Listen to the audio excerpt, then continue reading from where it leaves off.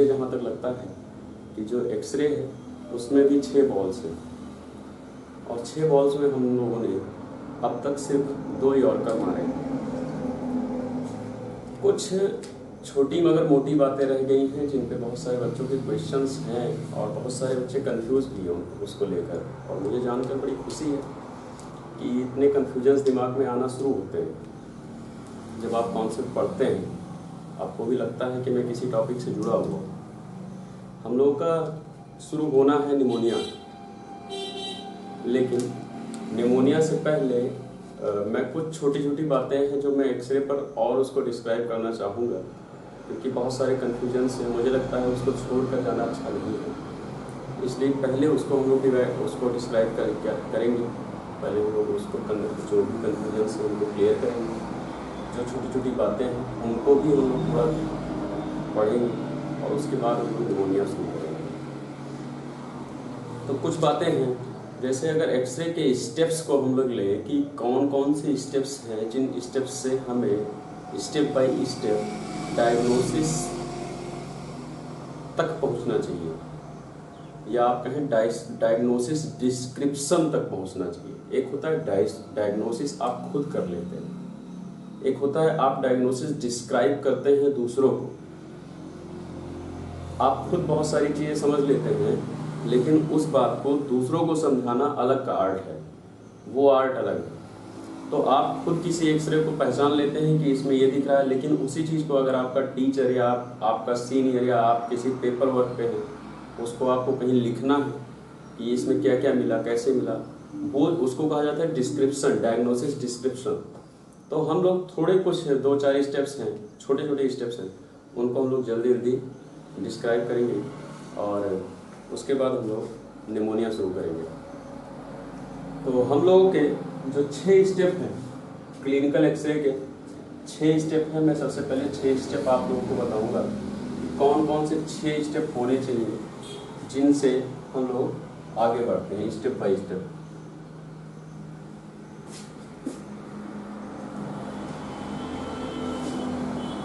Step by step. First step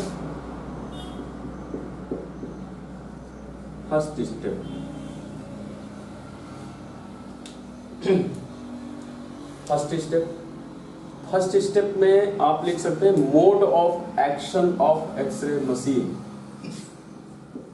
mode of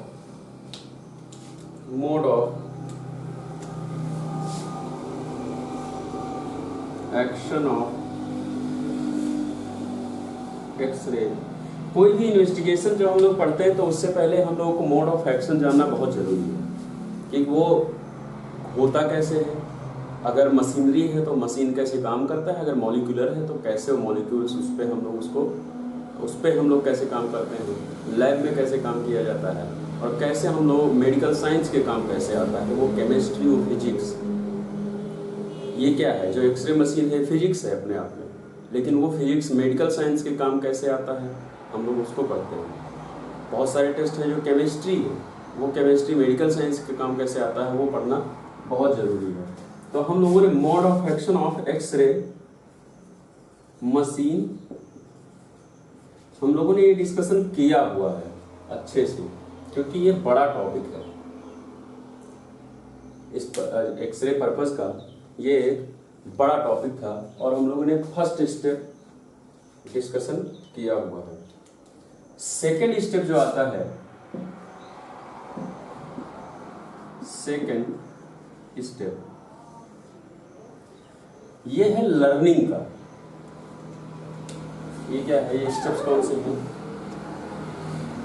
x ray, medical X-ray learning, steps of X-ray learning. कौन कौन से step होने चाहिए जब हम लोग लर्न करने बैठे तो पहले हम लोगों को क्या पढ़ना चाहिए, मोड ऑफ एक्शन, कि मशीन कैसे काम करता है।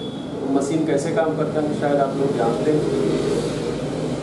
सेकेंड स्टेप जब आप लोग ये जान लेते हैं कि मशीन कैसे काम करता है, तब हम लोग आ जाते हैं सीधे पिक्चर पे।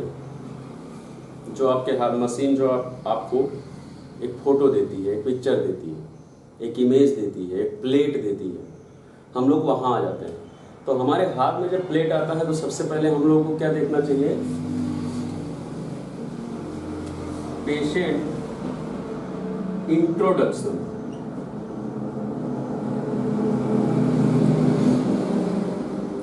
Detail of patient, detail of patient. X-ray आप देखते हैं, एक्सरे के ऊपर या नीचे लिखा होता है सारा डिटेल एक पेशेंट के बारे में।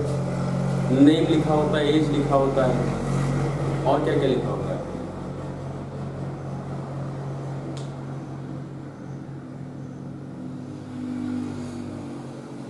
वीक लिखा होगा, टाइम लिखा होता है, डेट लिखा होता है, कौन सा, इवन बहुत बार मेल लिखा होता है, फीमेल लिखा होता है। तो हम लोग अगर इंट्रोडक्शन का डिटेल करें और जानना चाहें अगर शॉर्टकट में कि इंट्रोडक्शन में क्या क्या हम लोगों को, या फिर हम लोग अगर अपने वहाँ जाएं जनरल एग्जामिनेशन में और वहाँ भी इंट्रोडक्शन का एक पॉइंट आता है, पेशेंट का इंट्रोडक्शन, पेशेंट के बारे में जो फाइल के ऊपर या आप लिखते हो, तो वहाँ कौन कौन से पॉइंट होते हैं पेशेंट इंट्रोडक्शन में? नेम,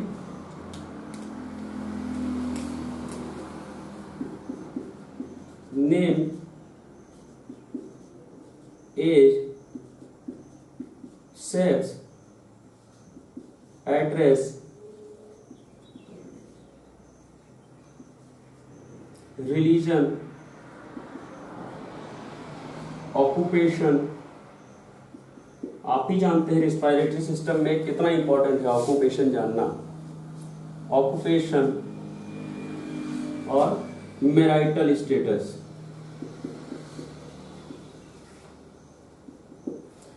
इतने पॉइंट लगभग होते हैं जो हम लोग जनरल इंट्रोडक्शन में पेशेंट से पूछते हैं।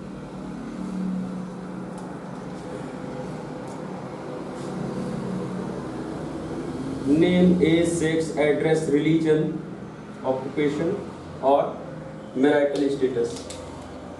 इतने पॉइंट लगभग हम लोग जनरल इंट्रोडक्शन में पूछते हैं। एक्सरे प्लेट पर आपको इसमें से नेम मिल जाता है, एज मिल जाता है, सेक्स मिल जाता है, बहुत बार एड्रेस मिल जाता है, और बाकी चीजें तो नहीं मिलती हैं। और क्या मिलता है? प्लस आपको वहां डेट मिल जाता है एक्सरे का, एंड बहुत बार टाइम मिल जाता है, और वीक मिलता है जो प्लेट पर लिखा होता है। लेकिन हम लोग उसके बारे में फर्दर अलग डिस्कशन करेंगे। यहाँ क्या है? Patient introduction. Weak patient introduction नहीं है, पेशेंट इंट्रोडक्शन। इसमें भी अगर आप पहला पहला अक्षर लेंगे,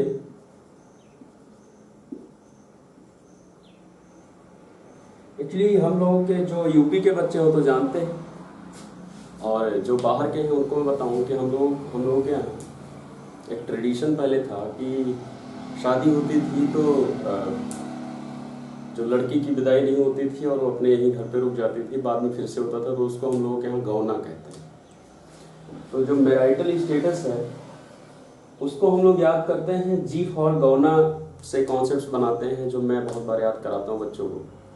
तो जी फॉर गौना, और उसी से हम लोग याद करते हैं मैरिटल स्टेटस, शादी की, शादी हुई है कि नहीं। अगर आप एक एक शब्द लेंगे, नेम का एन, एज का ए, सेक्स का एस, एड्रेस का ए, रिलीजन का आर, ऑक्यूपेशन का ओ, और गौना का जी, तो क्या बनेगा?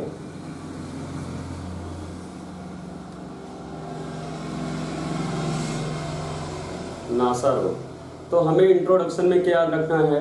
NASA road. चाहे आप जनरल एग्जामिनेशन की बात चले या कहीं भी, अगर पेशेंट डिटेल के बारे में आपसे कहीं कोई पूछता है कि पेशेंट के डिटेल में क्या क्या पूछना चाहिए, तो आप क्या याद रखेंगे? NASA road. पेशेंट की डिटेल में हर जगह हम लोग क्या याद रखते हैं? नासा रोड पूछना है। Name, age, sex, address, religion, occupation और मैरिटल स्टेटस। ये date and time X-ray plate पर होता है। तो सबसे पहला स्टेप हम लोगों का होगा, जब पढ़ते हैं तो पढ़ाई में सबसे पहला स्टेप होगा मोड ऑफ एक्शन। फिर जब हमारे हाथ में प्लेट आती है तो हम लोग सबसे पहले पेशेंट डिटेल देखते हैं। कि पेशेंट से मैच करके देखते हैं कि उसी पेशेंट का है या नहीं। बहुत बार मिसमैच होता है, दूसरे पेशेंट का देख लेते हैं, तो वो ना होने पाए। बहुत बार आप वार्ड में जाते हैं और आप देखते हैं कि उनके पास टेबल बीच में एक है और राइट साइड एक बेड है, लेफ्ट साइड एक बेड है, या हो सकता है राइट सबके पास एक एक टेबल हो लेकिन बीच में एक टेबल रखी है। अब इस लेफ्ट वाले बेड का एक्सरे राइट उस पे रखा हुआ है टेबल पे, आप पहुंचे, आपको लगा कि इस वाले का है, आपने देखा और ना कोई पूछा ना कुछ किया, उसको लगा कि शायद डॉक्टर साहब उसका देख रहे होंगे, और बहुत बार मिस्टेक्स होते हैं ये सारे, तो आपकी डायग्नोसिस मिस जाती है और थेरेपी बहुत बार गलत चल जाती है। तो आप देखें और हमेशा आदत बना कर रखें कि जिसका भी नाम उस पर लिखा हो उससे नाम से बुलाएं। कि अगर मान लेते हैं पेशेंट का नाम राधे श्याम है और आप पहुंचे, आपने देखा उसको, उस पर लिखा हुआ राधे श्याम, तो आप तुरंत राधे श्याम ही बोलें ना। पेशेंट को हमेशा नाम से ही हो सके तो बुलाएं, आगे जी लगा दें, क्योंकि उससे आइडेंटिफिकेशन क्लियर होता है। और नाम से बुलाए जाने पर पेशेंट को अपना इंपॉर्टेंस लगता है। अगर आप उसको नाम से नहीं बोलते हैं तो उसको अपना इंपॉर्टेंस नहीं लगता है। आप उसको नाम से बोलकर आगे जी लगाते हैं तो उसका इंपॉर्टेंस बढ़ता है और आपकी मार्केटिंग बढ़ती है। उसको लगता है कि मुझे डॉक्टर साहब इंपॉर्टेंट समझते हैं और मुझ पर ध्यान देते हैं, डॉक्टर साहब को मेरा नाम याद रहा है। लेकिन आप पेपर पे आप देखते हैं या कहीं से भी उसका नाम कौन से आपके दिमाग में आता है। तो ये सारी चीज़ें अपने अंदर पर्सनालिटी डेवलप करनी चाहिए कि जहाँ तक हो सके पेशेंट को उसके नाम से बुलाया जाए, अगर बड़े हैं तो आगे उसके जी लगा दिया जाए। फिर नाम से बुलाने पर दो चीज़ें होती हैं, तो क्लिनिकली आपका जो तरीका है वो स्ट्रॉन्ग होता है, आइडेंटिफिकेशन होता है। दूसरी चीज़ कनेक्टिविटी जनरेट होती है पेशेंट टू डॉक्टर, और बहुत ज़रूरी है patient to doctor connectivity generate करना। जिस दिन कनेक्टिविटी जनरेट हो जाती है दवाइयाँ आधा वैसे ही काम करना शुरू कर देती हैं। विश्वास जनरेट करना बहुत ज़रूरी है। फिर बात करते हैं थर्ड स्टेप।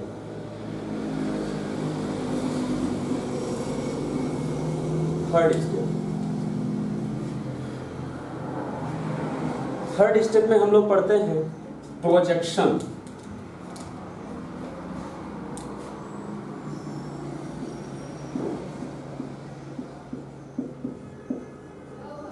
प्रोजेक्शन मतलब वीव, किस वीव से देखा जा रहा है। प्रोजेक्शन मतलब हिंदी में होता है प्रक्षेपण, फेंकना। अब क्या फेंकना, जो मशीन है, जो एक्सरे ट्यूब है, उसी एक्सरे ट्यूब है और यहाँ सब्जेक्ट है, यहाँ एक्सरे कराने वाला है, तो यहाँ से जो लाइट फेंकी जा रही है, इसको कहा जाता है प्रक्षेपण। तो किस साइड से प्रक्षेप कराया जाए लाइट का। ज्यादा चमक तो नहीं रहा है बोर्ड?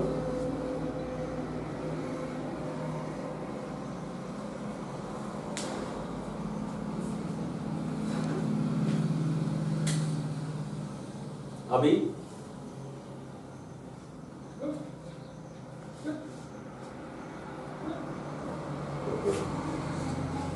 तो प्रोजेक्शन का मतलब है प्रक्षेप कराना, फेंकना।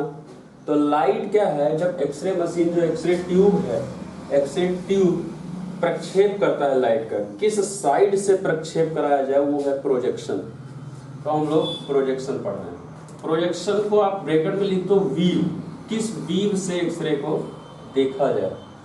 वीव लगभग 6-7 वीव्स है जहाँ से एक्सरे करे जाते हैं, लेकिन सबसे नॉर्मल और सबसे कॉमनेस्ट एक्सरेज जो हैं वो 3 हैं।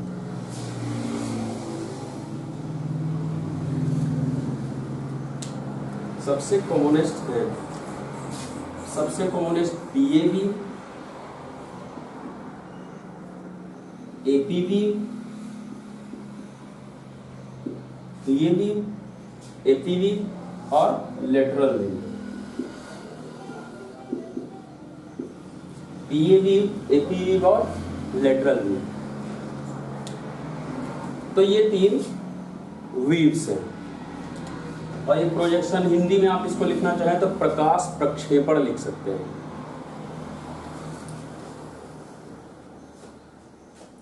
फिर हम लोग आते हैं 1 2 3 4th स्टेप पे।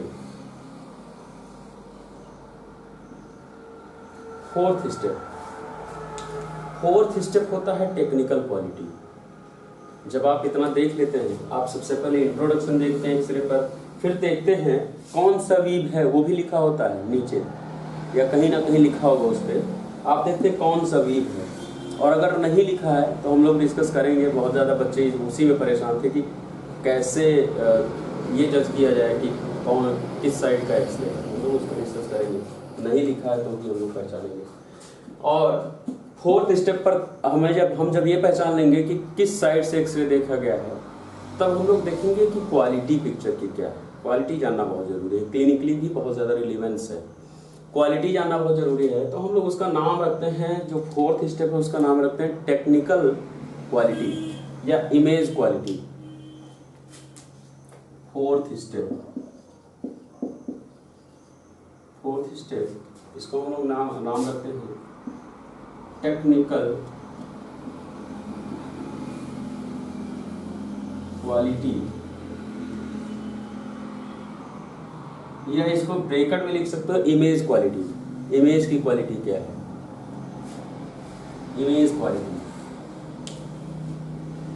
इमेज क्वालिटी में 3 बातें ध्यान दी जाती हैं। इमेज क्वालिटी जब हम लोग देखते हैं तो हम लोग वहाँ 3 बातें ध्यान देते हैं कि अच्छी क्वालिटी कौन सी है और बुरी क्वालिटी कौन सी है। तो 3 बातें हम लोग ध्यान देते हैं। एक होता है रोटेशन। रोटेशन को ब्रैकेट में लिख देना घुमाव या घूमना। रोटेशन लिख लेना, हिंदी में बहुत जरूरी है जानना कि रोटेशन क्या है। घुमाव, घूम जाना। रोटेशन क्या है? रोटेट हो जाना, घूम जाना।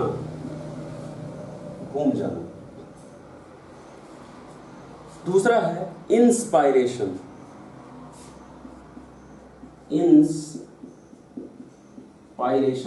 ब्रीथ के कितने फेज होते हैं?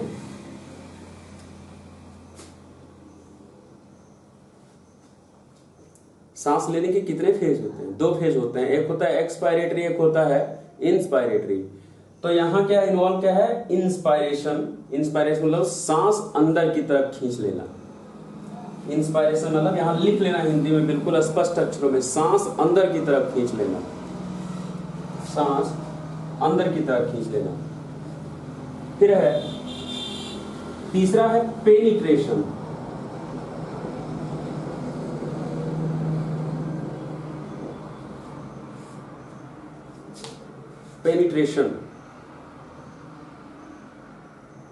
पेनिट्रेशन मतलब होता है प्रवेश कराना।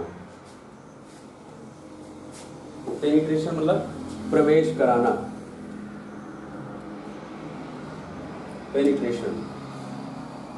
तो ये 3 पॉइंट हम लोग टेक्निकल क्वालिटी या इमेज क्वालिटी जानने के लिए हम लोग 3 पॉइंट्स एक्सरे फिल्म पर देखते हैं कि उसका रोटेशन है कैसा, इंस्पायरेशन कैसा है और पेनिट्रेशन कैसा है। ये सब कैसे देखते हैं हम लोग आगे डिस्कस करेंगे। Fifth step.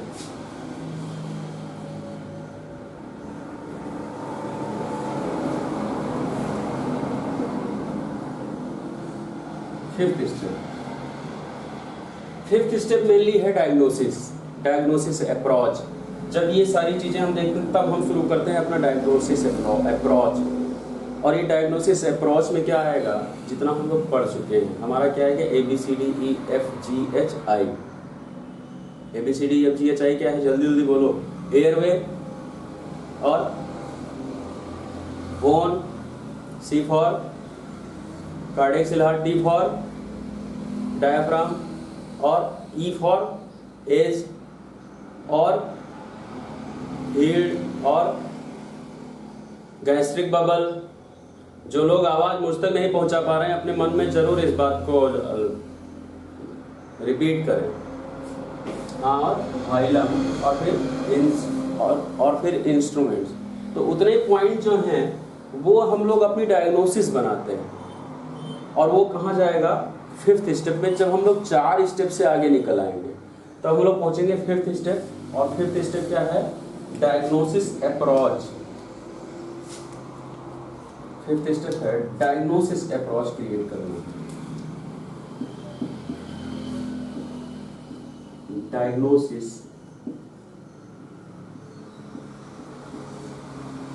अप्रोच, और डायग्नोसिस अप्रोच किससे होती है? ABCDEFGHI से।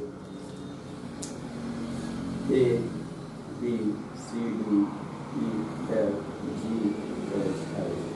हम लोग क्रम से देखते हैं और एक एक पोर्शन देखते हैं फिल्म का कि कहीं पर कुछ छूट नहीं है। तो ये है डायग्नोसिस अप्रोच। तो ये डायग्नोसिस अप्रोच है आपके जानने का, लेकिन अगर इस अप्रोच को कहीं लिखना है या किसी को डिफाइन करना है, या बहुत बार वाइवा होता है, बेड साइड वाइवा होता है, वहाँ एक्सरे आपको दे दिया जाए और एग्जामिनर हो और इंटरनल एग्जामिनर हो, 4 लोग साथ में और खड़े होते हैं और आपसे कहें कि ये एक्सरे आप जरा इंटरप्रिटेट करिए, तो आप किस भाषा में इंटरप्रिटेट करें, कैसे इंटरप्रिटेट करें, उसको कहा जाता है डायग्नोसिस डिस्क्रिप्शन। डिस्क्राइब करना, डायग्नोसिस डिस्क्रिप्शन। तो वो हम लोग सीखते हैं सिक्स्थ स्टेप में।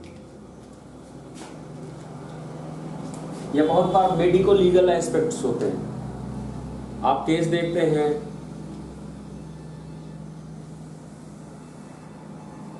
Diagnosis approach. सिक्स्थ पॉइंट है वो लास्ट पॉइंट है, लास्ट स्टेप है, वो है डायग्नोसिस डिस्क्रिप्शन। डायग्नोसिस डिस्क्रिप्शन होता है दूसरों को बताना। बहुत बार आपके सीनियर आपको बताना है किसी को, बहुत बार कॉलेज में काम पड़ता है, बहुत बार फ्यूचर में